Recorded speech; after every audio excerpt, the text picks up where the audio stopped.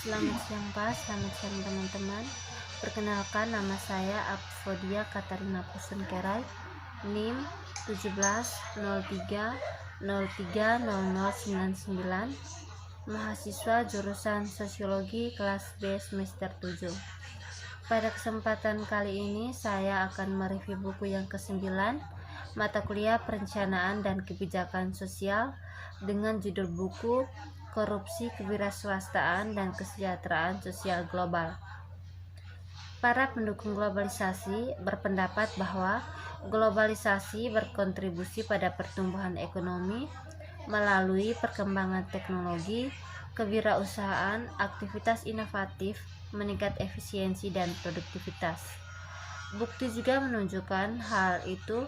Peningkatan perdagangan telah meningkatkan aktivitas ekonomi produktif dalam masyarakat.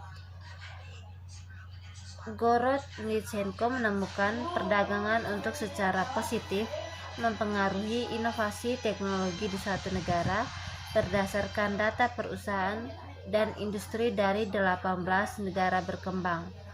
Menariknya, mereka berhubungan positif lebih kuat di tingkat perusahaan daripada tingkat industri.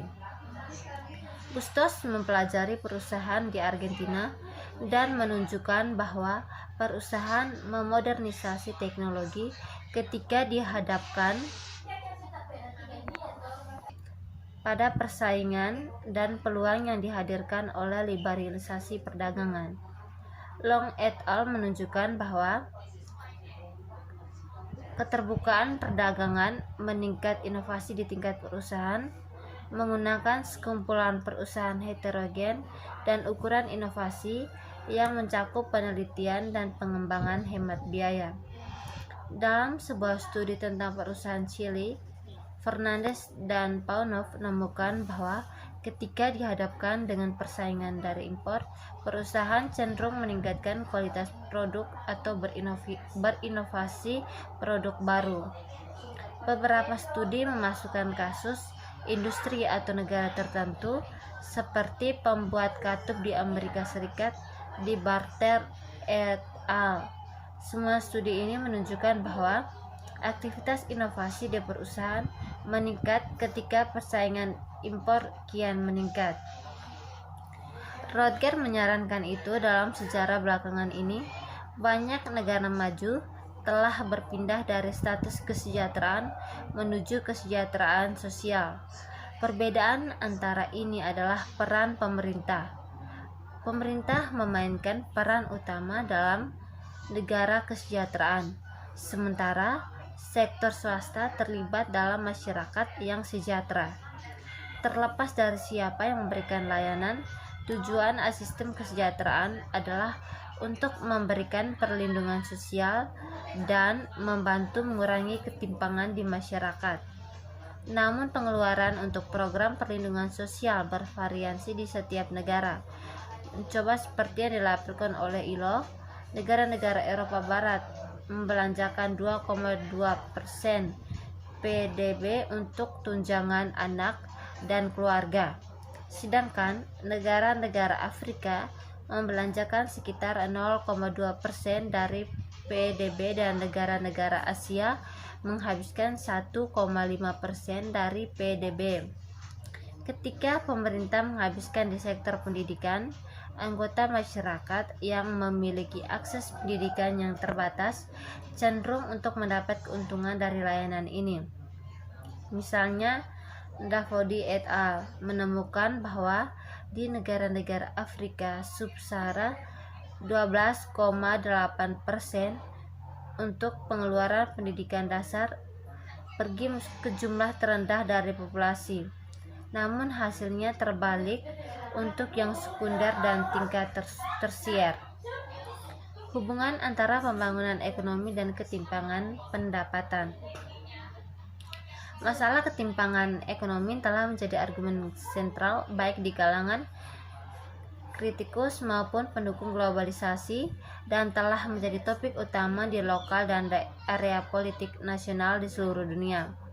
Hubungan antara ketimpangan pendapatan dan pembangunan ekonomi telah diperdebatkan selama beberapa dekade.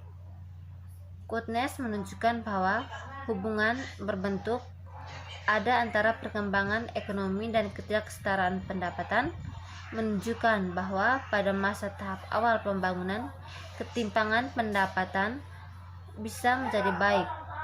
Teori dan studi empiris menunjukkan bahwa ketidaksetaraan menghalangi pembangunan ekonomi. Meskipun perdebatan lanjutan tentang hubungan antara ketimpangan pendapatan dan ekonomi pengembangan, para peneliti juga memeriksa alasan yang mendasari ketidaksetaraan yang berkelanjutan dan telah menemukan bahwa lingkungan politik, kekayaan sumber daya, dan institusi semuanya berperan dalam menghasilkan ketimpangan pendapatan dalam masyarakat. Beberapa penyebab tambahan yang mendasari ketimpangan. Perdebatan antara hubungan antara pendapatan dan pembangunan adalah masih belum diselesaikan. Pada saat yang sama, para peneliti mencoba untuk menentukan caranya struktur sosial dan institusi politik lainnya dalam mempengaruhi ketimpangan pendapatan tingkat dalam masyarakat. Misalnya, lembaga politik demokratis lebih cenderung melakukannya mengurangi ketidaksetaraan daripada kondisi otoriter atau masyarakat oligarki. Seiring dengan perkembangan ekonomi, faktor makroekonomi lainnya seperti inflasi, kebijakan pendidikan, dan infrastruktur dapat membantu mengurangi ketimpangan masyarakat. Dalam beberapa tahun terakhir, para peneliti mempertajam fokus mereka pada peran keuangan sektor. Globalisasi telah menempatkan lebih besar pada pembangunan sektor keuangan, juga liberalisasi keuangan, dan perubahan menjadi signifikan terutama di banyak negara berkembang yang berasal dari perencanaan pusat atau tradisi ekonomi proteksionistis. Kepemilikan tanah dan kepemilikan aset. Di negara berkembang, tanah merupakan aset utama dan merupakan sarana investasi, akumulasi kekayaan, transfer kekayaan antar generasi, dan tentu saja pendapatan. Faktanya, sekitar 70-80% penduduk pedesaan berkembang negara memiliki pertanian sebagai sumber pendapatan utama, sehingga pertumbuhan pertanian sektor dapat membantu mengurangi ketimpangan di negara-negara ini. Namun sejarah negeri ini, sistem tenurial di banyak negara berkembang juga mencerminkan distribusi yang tidak merata itu berasal dari diperburuk dengan kolonialisme. Ini tidak setara distribusi berlanjut di beberapa negara berkembang. Denninger dan Squire menunjukkan bahwa ketimpangan aset yang tinggi termasuk distribusi tanah sebagai proaksi aset memiliki dampak negatif yang signifikan terhadap pertumbuhan. Di sisi lain, Birdsall dan Londono memperlakukan ketidaksetaraan aset awal sebagai variabel kontrol dan tidak ditemukan berdampak signifikan pada pertumbuhan. Sedangkan dampak ketimpangan aset terhadap ekosistem pertumbuhan nomik beragam. Perannya dikombinasikan dengan ketersediaan jaring pengaman memainkan peran penting dalam kewirausahaan.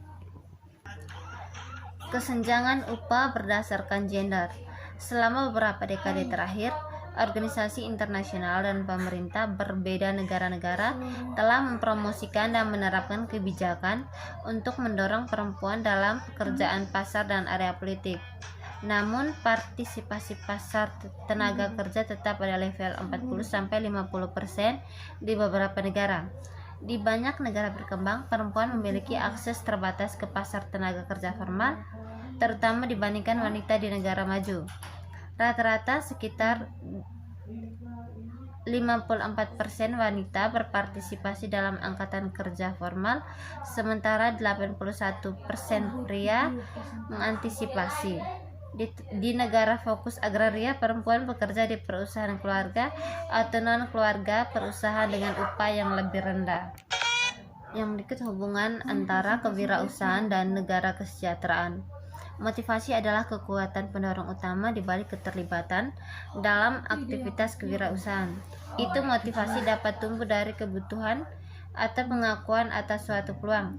Terlepas dari motivasi ketidaksetaraan pendapatan dapat menjadi faktor deterministik karena menentukan akses ke sumber daya yang diperlukan untuk kegiatan perusahaan, dan sumber kesejahteraan dapat mengurangi beberapa kendala yang ditimbulkan oleh ketimpangan pendapatan. Literatur yang ada menunjukkan hasil yang beragam terkait dengan kesejahteraan, kewirausahaan, dan aktivitas ekonomi. Tujuan yang dimaksudkan dari program kesejahteraan adalah sebagai jaring pengaman sosial yang secara teori dapat membebaskan orang untuk menginvestasi modalnya dengan keamanan yang tidak perlu mereka bayar kebutuhan dasar seperti pendidikan dan perawatan kesehatan yang akan disediakan untuk umum. Ini banyak tempat tidak berjalan seperti semula. Misalnya, Hendrickson meneliti Swedia, negara dengan program kesejahteraan yang luas dan tidak menemukan hubungan di antara program kesejahteraan dan kewirausahaan. Agel berpendapat bahwa program publik sebenarnya dapat mengurangi motivasi untuk menabung. Itulah materi yang saya paparkan mengenai korupsi, kewirausahaan, dan kesejahteraan sosial global. Sekian dan terima kasih.